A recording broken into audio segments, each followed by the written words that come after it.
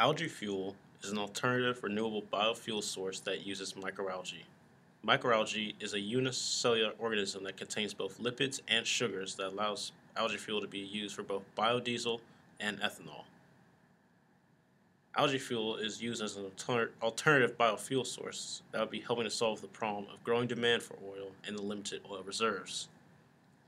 It is also a different bio-based source that does not impact the trade-off between food and fuel production, as opposed to corn and soybean-based ethanol. Algae fuel has a very environmental friendly impact and a high energy efficiency. Algae fuel can produce 10 to 100 times as much oil as traditional oil crops and grows 20 to 30 times as fast as food crops.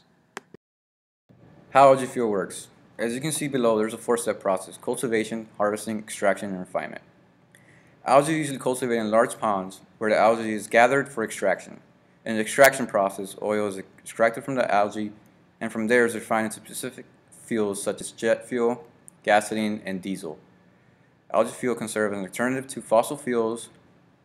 They release carbon dioxide when burnt and essentially is recycled solar energy. There's two ways you can extract the oil from algae: mechanical extraction and chemical extraction. Within mechanical extraction, there are two methods: expression and ultrasonic. In the expression method, oil is literally pressed out of the algae, just like you would press out the oil out of an olive. And in the ultrasonic method, it uses ultrasonic waves to create bubbles that break down cell walls and release the oil into a solvent. Finally, chemical extraction involves using chemical solvents such as benzene and hexane. Algae fuel production has many advantages, but it also has its disadvantages. First off, algae ponds require lots of space and water. To produce a single liter of fuel, as much as 3,000 liters of water are required. With so much water needed, very large sites for growing operations are required, meaning more damage to local environment. Furthermore, algae do not have their own source for nutrients. Most commercial producers and algae farmers have looked to bring in these nutrients from outside sources, such as petroleum feedstocks. Algae also requires CO2, and once again, it's most economical to pull the CO2 from coal-fired power plants, which are petroleum-based. While these disadvantages pose a threat to algae fuel production, there have been proposed solutions. Instead of using fertilizer from petroleum-based feedstocks, wastewater streams can be utilized for nutrients. These streams can be placed outside of sewages or pig farms and absorb the nutrients from the waste.